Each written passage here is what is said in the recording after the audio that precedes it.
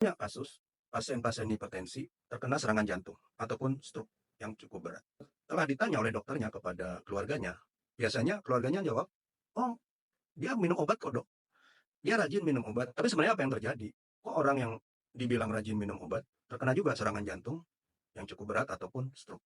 Cara minum obat hipertensi itu berbeda dengan obat-obat akut seperti sakit kepala ataupun demam ya.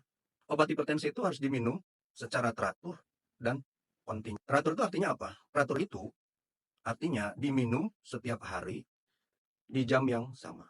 Misalnya, eee, Bapak Ibu atau keluarga Bapak Ibu mendapatkan obat hipertensi amlodipin dan irbesartan dikombinasi. Masing-masing satu tablet diminum sehari sekali. Maka obat itu harus diminum secara bersamaan, misalnya di pertama kali mendapatkan obat itu diminum jam 10 pagi. Maka selanjutnya, untuk hari besoknya diminum juga di jam 10 pagi, terus jam 10 pagi secara teratur. Itu artinya teratur. Yang kedua, harus kontinu. Harus kontinu artinya diminum tidak pernah terputus. Ya, jadi walaupun setelah minum obat antihipertensi itu tensinya sudah normal, maka obat harus diminum tidak pernah terputus.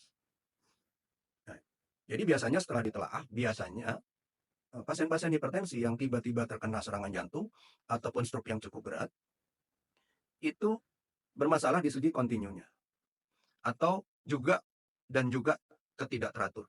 Kadang hari ini minum jam 10 pagi, besok minumnya jam 5 sore, gitu ya. Besoknya lagi balik lagi ke jam 10 pagi, besoknya lagi jam 7 pagi, gitu ya. Atau kontinu, 2 hari lupa minum obat, kadang seminggu lupa minum obat, baru ingat, baru minum lagi. Nah, kenapa kok bisa pasien yang tidak teratur dan tidak kontinu minum obat hipertensi terkena serangan jantung atau stroke? Gambarannya begini Bapak Ibu, pembuluh darah kita itu adalah satu organ yang cukup organ elastik. Elastik itu artinya apa? Dia bisa mengkerut dan melebar karena adanya sifat elastik dari pembuluh darah itu sendiri dan juga adanya pompaan darah dari jantung. Pada pasien yang mengalami hipertensi, biasanya pembuluh darah sudah mengalami banyak penyumbatan-penyumbatan di pembuluh darah. Ada plak ya, ada plak. Nah, plak yang dilewatin tekanan darah yang cukup tinggi, maka plak itu mengalami luka. Nah, Bapak Ibu kan tahu kalau di tangan Bapak Ibu atau di kaki Bapak Ibu luka, maka akan keluar darah ya. Lama-lama darah itu akan mengering. Nah, itulah terjadi namanya plak ya. Plak itu kalau tekanan darah itu tidak terkontrol, nah dampak dari minum obat antihipertensi yang nggak teratur dan tidak kontinu adalah tekanan darah itu tidak terkontrol. Kadang rendah, kadang tinggi.